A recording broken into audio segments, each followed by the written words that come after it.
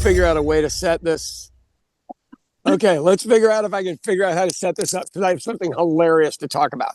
Okay, behind me is a boutique hotel called the Raphael Hotel. And when I was 14 years old, I had to falsify my birth certificate to get a job there as a busboy. It's the way it worked back then. We had child labor, but we just worked our way around it. And the other hotel over here, it's called the Intercontinental now, but it used to be the Alameda Plaza. Let's start with that one. Okay, everybody's familiar with former President Ronald Reagan. Yeah. Whether you like him or not, doesn't matter. That's not the story. I'm not a fan or a fan. So back behind, there's to the left side of that, my shot on the hotel is in 1976, we did the Republican National Convention from Kansas City, Missouri, which is where I'm from. Okay. And that's where he would do all of his interviews. I grew up that hill 6 blocks up. So there was commotion going on. So my friends and I went down there. Every shot you see of Ronald Reagan the first few days from Kansas City, I'm in the background jumping up and down with a friend of mine.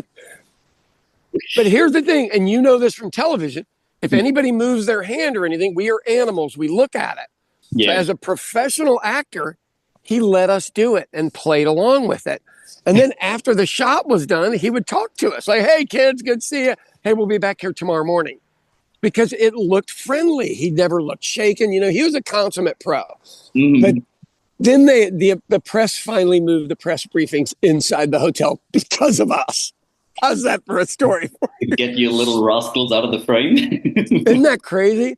But we weren't really, just little nice kids. But so the place over here, I needed to get a job. I think it was freshman year in high school. I needed to get a job, and I don't know who taught me how to do that. But so you get a copy of your birth certificate, and then I copied it and cut it out and changed the numbers around and got another copy of it, and that's how I made myself legal. At 14. There's a brother not involved somewhere in the scheme of Might have been. So how's the shot look? Does the shot look decent? Oh, yeah, it does. Yeah. Great little hotel. And since I lived up the street, these were just the places I applied for jobs. But it's a shockingly nice district. So here's something funny for you. So we've all heard the term white privilege, right? Yeah. We're all familiar with it. Let me tell you what that means. I am out here in front of a hotel on a camera with out-of-state plates in the nicest shopping district within a 6 or 8 state area. No one has said a word. Yeah. No one. No one has even. But so when people don't know what it means and they think it's some big derogatory thing, the deal is everybody assumes I'm doing something okay. Yeah. You're not casing the joint or casing the area to do anything. Sean, the only problem is that they probably might see my small little face in your screen and be like, who the hell is that brown? Right. Isn't that crazy, though? I mean, to really give it some thought, it is 4 o'clock in the morning, I think, at my time. So, yeah. So I'm up here. I've got a friend of mine, and I'm sorry to eat up all the time. Yep. So I've got a friend of mine, and her wife are moving to Portugal, and last night was their going away party. Oh, wow. Nice. Like an Irish wake. You're moving, a whole bunch of their friends won't ever see them again, because they're not going to travel to Portugal, which, of course, I will. I'll meet you there.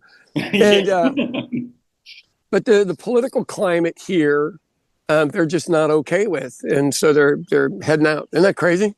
That is. I mean, this is probably the first outside of, a U.S. person immigrating to another country's story I've heard in a while.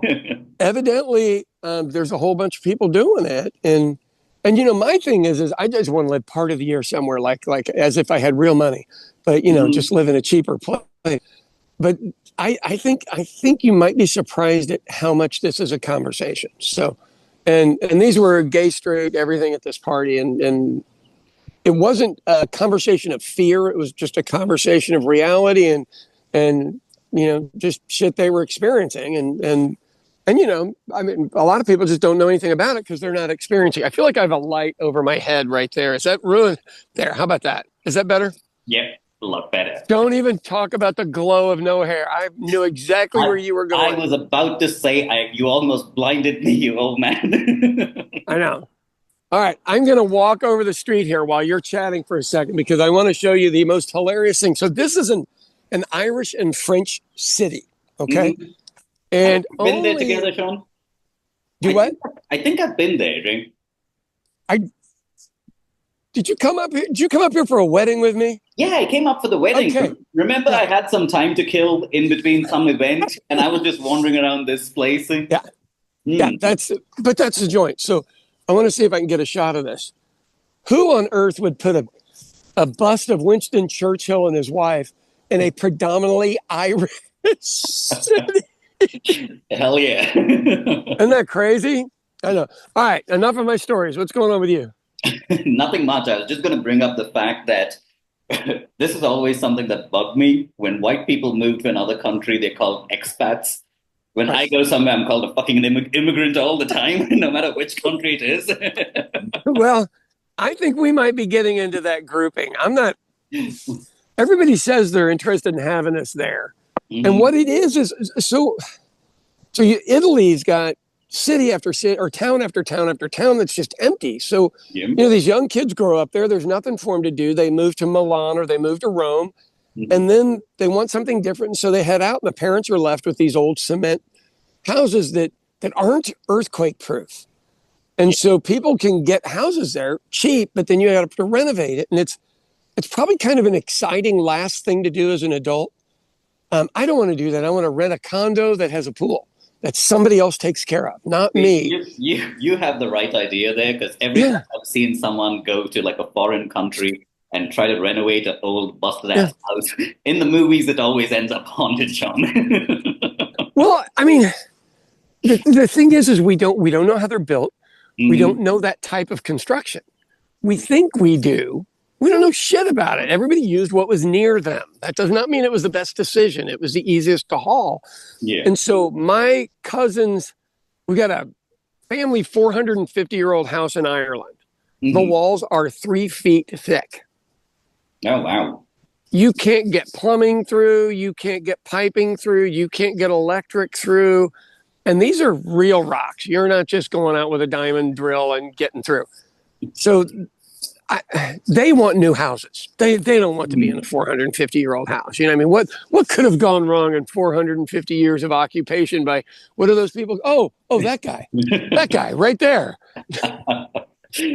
Way to take a shit on the British all the time, wherever we are. Any chance we can get, buddy. Let's take it. You and I are on camera and they are not. How about that today? No, yeah. Oh, Lord. But yeah, so she's doing, they're doing that. And I think they're to the point, look, you've moved internationally, so this stuff isn't anything big for you. But Americans are not used to having to leave here for comfort. Oh, yeah. They've never had to do it, ever. Like no one's invaded our country in 150 years, and it was British people. They spoke our language. Yeah. I mean, so I'm interested to see how big of an opening this is as it plays out. So I'm at the same party, 2 other people that came from a city in Mexico that I am literally going to in 3 weeks. And she was looking at houses down there. Oh. Right. But here's the deal. In Mexico, you don't own the land. You only own the house. It's like a condo. And the government can take, and if you don't know that, because, they don't know you. They can just take your shit. Yeah. I think nobody has to do anything for you. Right. Yeah. You learn the hard way what it's like to be an immigrant. You work your ass off for 20 years and somebody just goes in and goes, no, it's mine. Get out of here. Yeah. Those things. You want to tell them how that works? There are some horror stories of those things that I've heard of. And it's also because a lot of the labor class that technically built the city of Dubai are people like that who went there. They were never paid enough to have any sort of mobility, upward mobility. And of course. There. And the guy who gave them the job would always take away their passports. Yeah. So they couldn't leave? Yeah. So I've read about them. Were they mostly Pakistani? Is that accurate? They would be Pakistani, Indian, and Bangladeshi. Yeah. Okay. Bangladesh was the other country I couldn't think of. All right. Yeah. Isn't that crazy? I'm gonna cozy up to Winston Churchill and keep him in the shot since he can't do anything. He can't shoot me in the back from there. So, Sean, considering the amount he used to drink, you really think he was a good shot where you could hit you No, from that close? he was a good philosopher. I mean, imagine that dude kept the Germans from rolling over them. He was the guy. I don't know if that would have been my first choice I because think it looks like when you have a slight buzz and you're slightly fighty, it kind of helps you throughout the process. I will give him credit though. He was witty as hell. And that's the one thing that Brits have been able to do. Under the worst of circumstances, they can throw out a pretty solid, dry joke. Oh Yeah. yeah. Look at his body. It just slopes down like a Patagonian iceberg. Sean, are you just standing there and body shaming Churchill for some odd reason? I am, and I think he deserves every bit of. Well, here's the thing. I'm still waiting for somebody to come up and say something to me. Are we going to push this till the point where someone comes and asks you, what the hell are you doing? What are you doing here? And I go, I used to live up the street. Hey, by the way, that was a beautiful house. The one you showed me where you Yeah. I did okay. Life did not suck for me here. But I would say in America, in any smaller city, now being 2 million or less, I know that doesn't sound small, but it is. If you grew up there and knew the right contacts, life was easy. Oh yeah. Going in and hustling and trying to figure out how to get into that room, that's a bitch. I mean, I don't care who you are, how much money you have, what your contacts were somewhere else. That's hard to do. I know. It's challenging because every now and then I have to do it in like a different place that I've never been to. And I'm like, oh my God, why do I put myself through this? Yeah. And he speaks that British English. He's an asshole. So that's all I kind of have. I mean, I had a pretty fun drive up. So here's a job I have to do tomorrow. So my niece is getting married up here about 35 miles from the city in June, which doesn't mean anything to anybody that isn't from here. It will be hot, well, as India, and humid, and it's in the middle of like a park. And we have to go figure out a way. She's getting married at 4:30 in the afternoon. Bit of a hippie. She's absolutely adorable, but a bit of a hippie. 4:30 in the afternoon, and I can't remember. It's not the equinox, but anyway, whatever the date is, it should be 4:20 is what it actually should be. But so I'm going down to figure out how I can keep the food safe. Oh yeah. Middle of the afternoon, hot. I know you guys are good at it, but we're not. That's not our style. Okay, the other day when we were walking somewhere, when Christine was here, we saw this guy whose business was shown that it's like a back of a rickshaw where the flatbed just has a giant generator sitting on it. He just drives up to a building and they have power cuts and they plug in everything into it. God, that's brilliant. Mm-hmm. And I have a generator. That never entered my mind. You just run a gas generator and you're good. Mm-hmm. That is so ghetto, but so smart. Just make sure you don't drown out the volume of the music and ambience of the damn wedding. or have the exhaust downwind so somebody gets carbon monoxide poisoning. God, that would be brutal. Okay, that's funny. Auntie Mary was feeling a little bit woozy, and it might not be the wine. Okay, that's actually pretty smart. I might steal that idea. That's. So I do have one just because our power went out all the time, and all you want to do is keep like a walk-in cooler going. Yeah. And it is pretty solid safety move, but that works. Thank you for that one. And then we're just cooking with fire. Like I've got a big Mexican grill. It's kind of like what you see guys cook potatoes in there, but it's about 1/10 the size because you guys are doing 100 pounds at a time. Yeah. Oh, I'm sorry. 45 kilos at a time. So, Winston. That was my Winston Churchill. Oh, the irony. Yeah. So Donald Trump buckled on everything again. I know. So we call it the art of the kneel. I have been seeing those hashtags popping up everywhere. Dude, and so at this point, he just has to decide if you're going to be a tough ass or a fool. Because you don't get to be both. And I mean, we have given away so much political capital and so much mojo And evidently he got booed at the New York Stock Exchange. I'm not surprised. Eh? John, this is like one guy trying to play good cop, bad cop at the same time. Right, It really right, doesn't by work. himself. It's nuts, man. It's nuts. So I don't know where that goes. So here, let me give you a little Oklahoma politics because I know we're probably at our 20-minute mark. Oklahoma politics. So Kevin Stitt, who is our governor, who looks like Gomer Pyle, and he's got Gomer Pyle with a bad beard now, and people keep sending him razors to tell him he needs to shave, and he's being defiant about it. Now, if someone sent you a $50 razor, they meant it. And that means they're one of your donors. I know. Like, that would be even more embarrassing, right? Right. So we have this deal to nominate people to our Supreme Court of Oklahoma.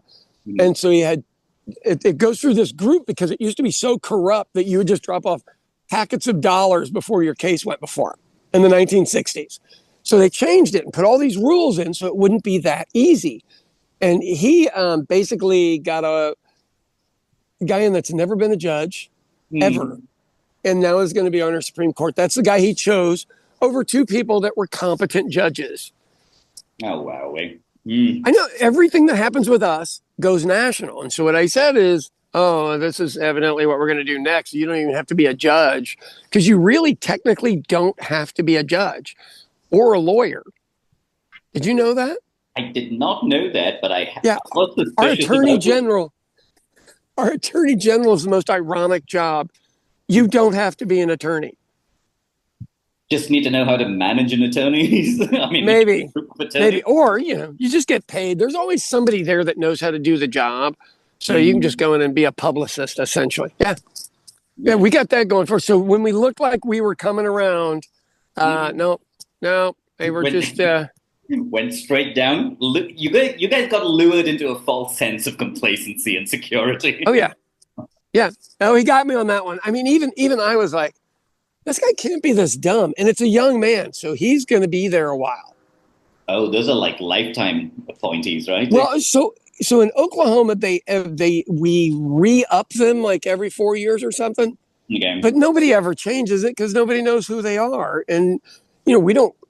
They are literally the guardrails of us going completely off the deep end. Mm-hmm. And so it kind of, I mean, does it suck? Yes. Is it terrible? Yes. But I think these guys are so bad. They're doing so much damage to themselves that we might be able to get rid of them. Yeah. Yeah.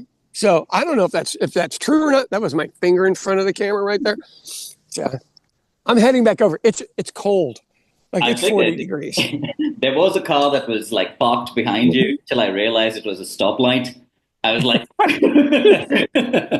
he's finally drunk. Okay, now everybody just witnessed this. I've been out here over 20 minutes. Yeah. Nobody said a word.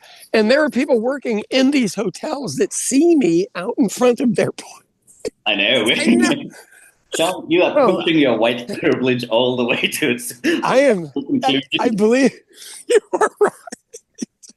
All right, my friend, I'm going to get out of here. I'm going to get you one last shot of this place because it's so dang pretty. Oh, it is pretty. So Kansas City, the city I'm from, was built essentially by the Irish, but the French designed it. So we had French people here. So we had good-looking, suave douchebags, and then we just had regular working people make this gorgeous stuff. It was a nice town to be from. Oh, you know what I mean? The boulevards in Kansas City that you showed me are actually gorgeous. Yeah, they're beautiful. They are gorgeous. All right, my friend. Have a good night. You too. I'll see ya. Bye.